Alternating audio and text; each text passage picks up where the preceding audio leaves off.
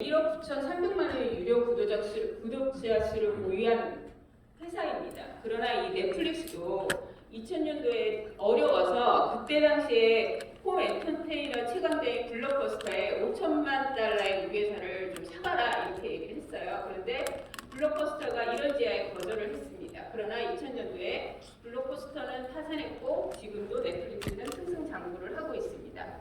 그러한 이유는 무엇일까요? 바로 넷플릭스의 문화에서 찾을 수 있습니다. CEO인 리드 헤이스팅스는 넷플릭스는 절차보다 사람이 중요하고 능률보다 혁신이 중요하며 통제를 최대한 자제하는 것이 우리 문화라고 얘기했고 그것이 규칙 없는 것이 우리의 규칙이라고 얘기했습니다. 근데 이게 말은 쉽지만 이게 쉽게 되는 게 아니거든요. 그래서 넷플릭스는 이걸 3단계에 걸쳐서 구축했습니다. 첫 번째 단계를 보시면 자유와 책임이 가는 첫 단계는 인재 밀도를 구축하는 것입니다. 이 리드 헤이스팅스는 원래 소프트웨어 개발자예요. 그래서 퓨어 소프트웨어라는 회사를 창립했는데 사실 이 회사가 안 돼서 직원들을 잘라야 될 때 최하위 30%를 잘라야 되는 게 왔어요. 그래서 분위기도 안 좋고 이게 괜찮을까 그랬는데 의외로 그 30%를 자르고 나니까 똘똘한 사람들끼리 일을 훨씬 유연하게 더 잘해서 회사의 그 어려움을 극복했다는 경험이 있어서 좋은 직원들을 인재 밀도를 높여야 되겠다는 경험을 쌓게 됩니다.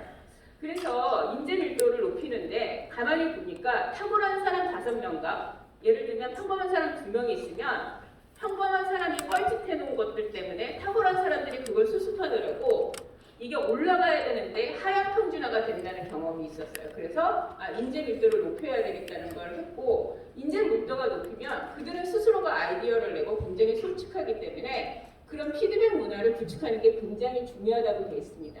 그래서 근데 피드백은 그냥 되는 게 아니라 여기에는 4A의 피드백 지침이 있습니다. 어떤 내용이냐면 피드백을 할 때는 반드시 도움을 주겠다고 생각을 반드시 해야 되고 실질적인 조치, 네가 이러이러하기 때문에 이걸 해주면 훨씬 도움이 돼라는 실질적인 조치를 해야 되는 게 되게 중요하고 받는 사람은 반드시 감사함으로 받아라. 대신에 그 조언에 대해서 받아들이거나 거부하는 것은 네 자유다라는 기본적인 4A의 규칙이 넷플릭스에는 존재합니다.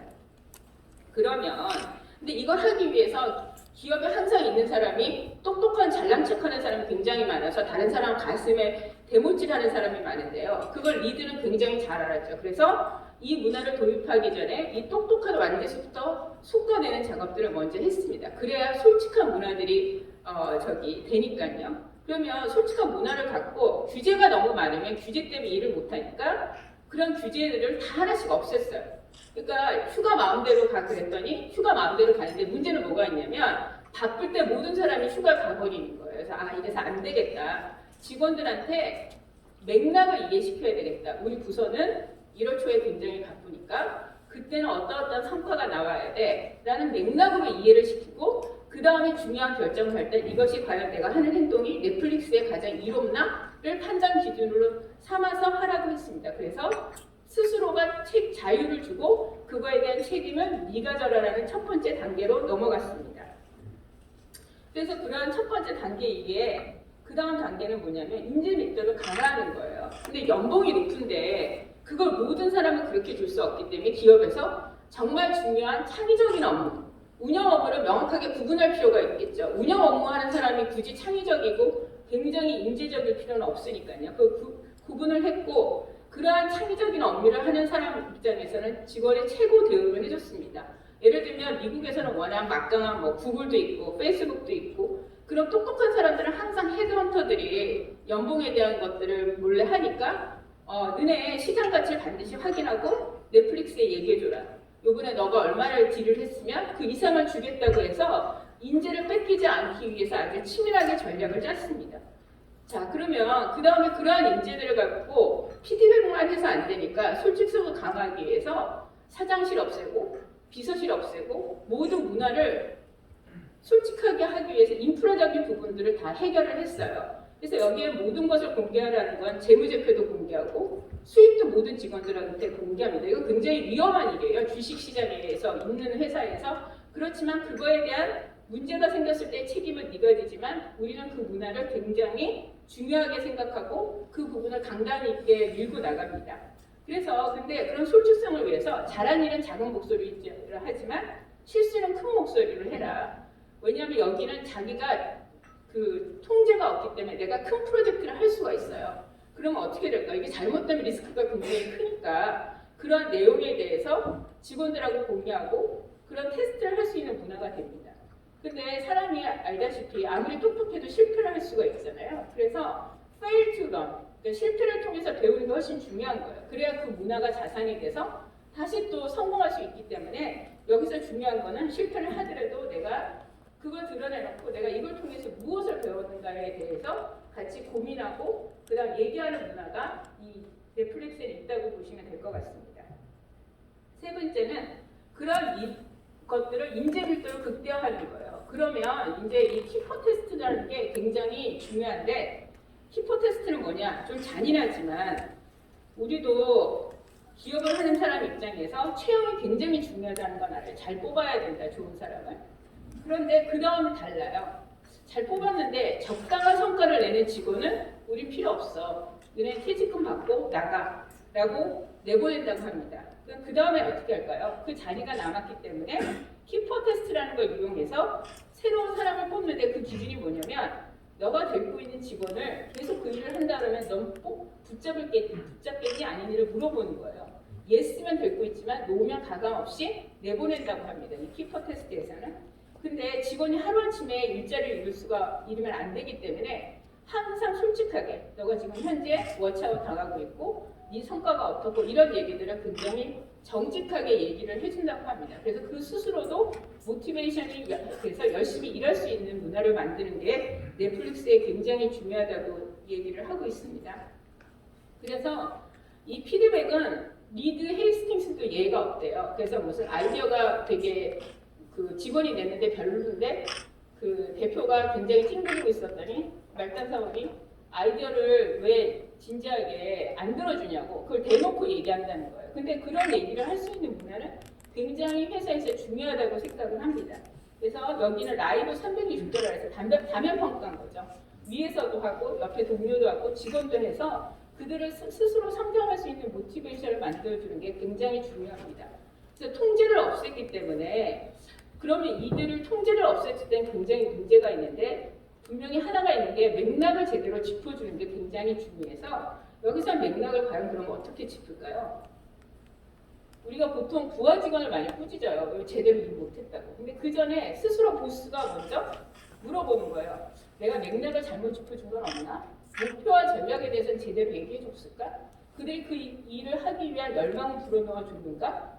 팀이 좋은 결정을 내기 위해서 좋은 정보들을 제공했는가? 스스로가 먼저 피드백을 하고 개선을 한다고 합니다. 우리가 이러한 세 단계의 넷플릭스의 문화가 정착이 되기 위한 여러 가지 것들을 봤는데요. 사실 우리나라는 고용이라는 게 유동성이 없고 굉장히 픽스됐기 때문에 넷플릭스를 그대로 차용하기는 어렵지만 그래도 아마 기업인들이 갖고 있는 인사이트는 있을 것이라고 생각합니다. 그래서 여러분들이 이걸 통해서 한번 스스로가 체크해 볼 수 있는 시간이 됐으면 좋겠어요. 10년 전에 만들어 놓은 사칙과 규칙을 그대로 지금 계속 끌고 가고 있는 건 아닌가, 계속 바뀌고 있는데 또한 상사에게 진심 어린 피드백을 해줄 수 있는 문화가 되고 있는지 기업이 Z세대를 타겟으로 일을 하는데 그런 비즈니스를 하는데 직원이 Z세대인데 그 사람들의 입장으로 해서 그런 피드백을 제대로 받고 있는지 한번 스스로 점검해 볼 수 있는 시간이 되었으면 좋겠고요. 대부분 리더들이 보통 CEO들은 숫자에 민감하고 알고리즘에 대해서 굉장히 잘하지만 감정에 대한 것들을 잘 캐치를 못하는 경우가 있어요. 사람 감정에 대해서. 그래서 리더십 감정 지능 지수가 과연 몇 점이나 되는지 그러한 부분들을 한번 판단해 보시면 좋겠고 넷플릭스는 사실 보너스가 없다고 얘기해요. 왜냐하면 연말 성과평가는 매달 기업이 어떻게 변할지 모르는데 1년 거를 정산을 해가지고 그때 가서 보너스를 준다? 이건 말이 안 된다고 생각을 한다는 거예요. 그렇게 되면 좋은 인재들을 위험한 프로젝트에 집어넣으면 당장 성과가 안 나면 누가 좋은 인재들이 그런 부서에 가거나 그런 프로젝트를 한다고 생각하겠어요. 그래서 여기는 보너스라는 개념 자체가 아예 없고 정말 좋은 직원한테는 그만큼의 보상을 해서 집어넣어서 연봉에 계산을 한대요. 어차피 잘하는 직원은 돈하고 상관없이 일을 하기 때문입니다.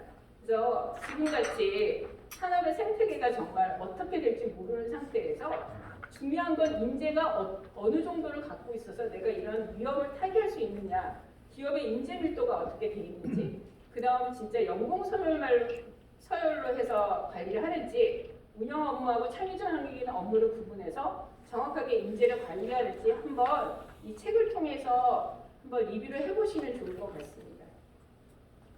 이 리드 헤이스팅스가 직접 실제 규칙 없음은 실제 규칙이 없지 않아요. 하나의 규칙이 있습니다. 그건 뭐냐면 단 하나의 규칙은 더 좋은 기업을 만드는 것이에요. 그 더 좋은 기업을 만들기 위해서 모든 게 얼라인이 되고 있다고 보시면 될 것 같습니다. 리드 헤이스팅스가 한 말이 있는데요. 가장 좋은 복지는 똑똑한 동료들과 함께 일하는 것이 직원들한테 가장 좋은 복지라고 합니다. 이 책을 제가 추석 때 읽었는데 굉장히 좋은 책이에요. 그래서 한번 시간 되실 때 다시 한번 정독을 해보셨으면 좋겠다는 걸 말씀드립니다. 감사합니다. 예. 제 귀에 들어오는 거는 연봉이 상당히 높다. 직원 평균 연봉이 아까 3억 8천만 원이라고 그랬죠? 4억이 가깝죠.